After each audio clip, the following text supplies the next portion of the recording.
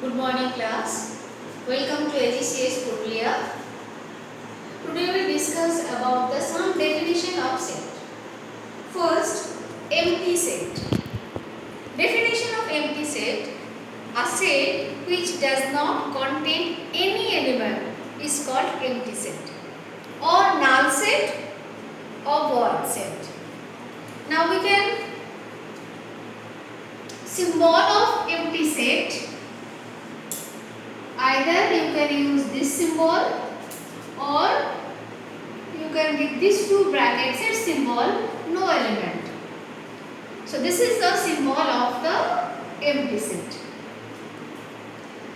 Suppose if I ask you the question, any odd number divisible by 2 or set of odd number divisible by 2.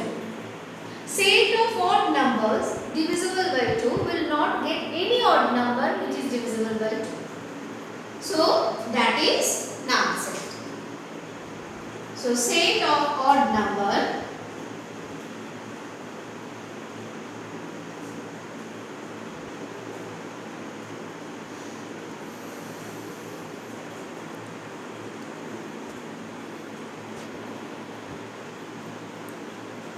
divisible by 2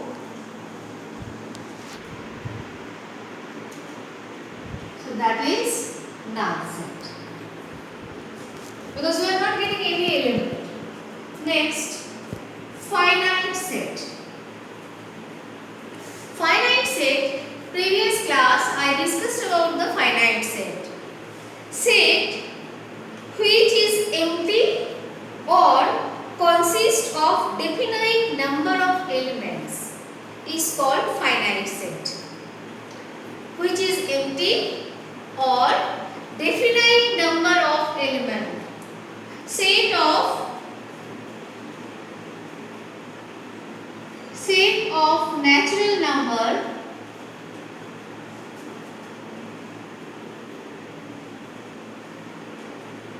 less than 10. So that set we can write like this way. Set of natural number less than 10 means we start from 1, 2, 3, 4, 9, 10. So consists finite element, so we call it finite set. Otherwise it is infinite set. Example you can take like this way. Suppose even numbers. Set of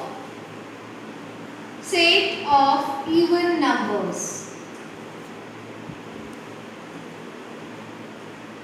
So we set of even numbers start from 2, 4, 6, 8 and continue. So this is an example of infinite set. Now if the two set has a elements are equal, we call it equal set. By definition, two sets A and B are said to be equal if they have exactly the same elements. Exactly the same elements. And we write A equals to B. Otherwise, we call it unequal set. That means if they have exactly same element.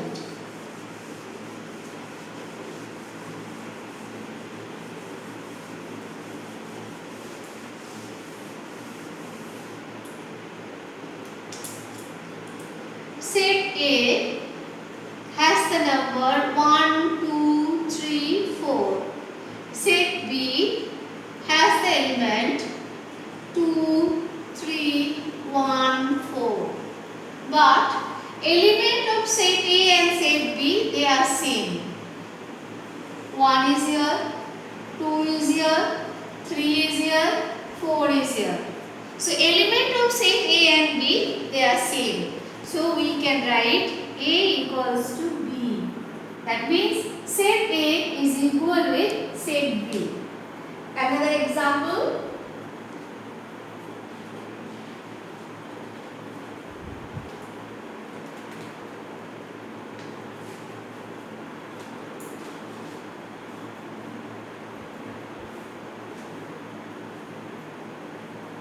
Question number 5 in exercise question number 5(2).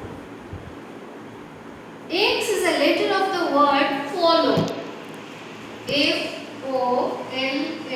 FOLLOW.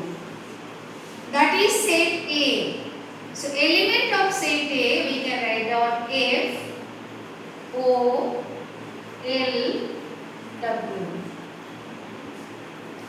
Next, B is a set of the letter wolf.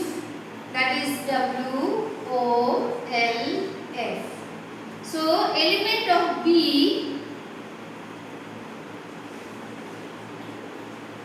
that is equals to W, O, L and F. So set A and set B, though two different letter but they different word, but they set A has elements A, O, L, W. Set B also element W, O, L, F. So element of both the set are same. So we can say they are equal set. So we can say set A is equal with set B.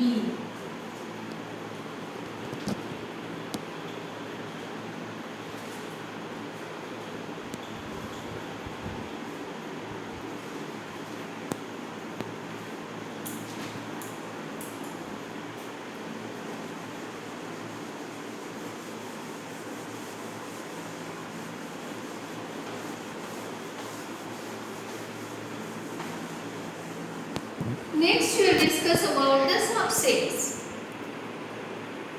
Definition of subsets. Set is said to be a subset of a set B if every element of A is also an element of B. We can say the set A is the subset of set B if every element of set A belongs to set B. Symbol of subset, we use this symbol for the subset. A is a subset of B. Suppose set A has the elements 1, 2, 3 and set B has elements 1, 2, 3, 4 up to 10. So element of set A1 belongs to set B.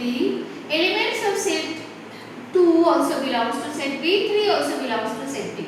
That means all the elements of set A, they belongs to set B. So A is a subset of B.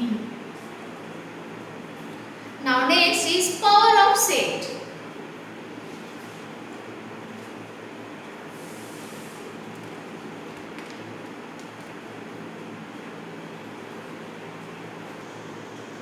The collection of all subset of a set A is called power of set A, and it is denoted by PA, power of set A.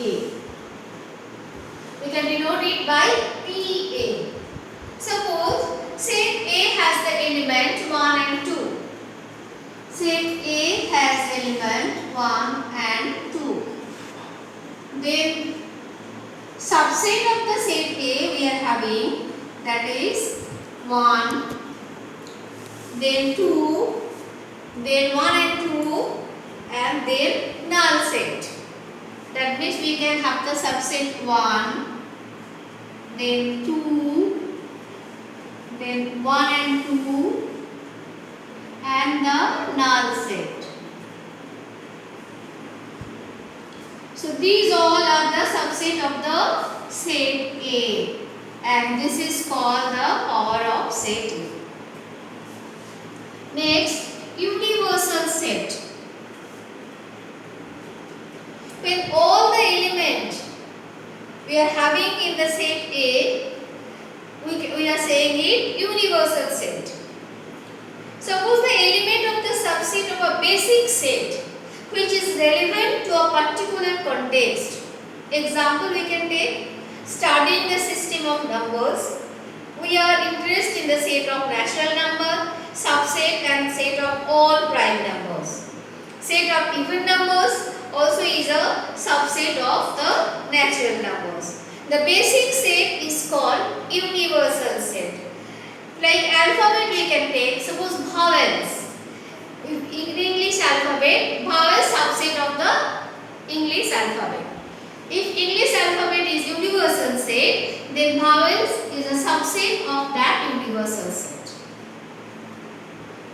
So I think this all the definition which I discussed today is clear to you, and relating with these definitions, sums also I will give you to do. You can solve it. I explain the sums how to do, and next the exercise whatever I will give to you, you will solve and find out. If you have a problem about anything, any sums, any problem of any sums or any other definition of anything while completing the sums, then I will discuss in the next class again. Thank you. That's all for today.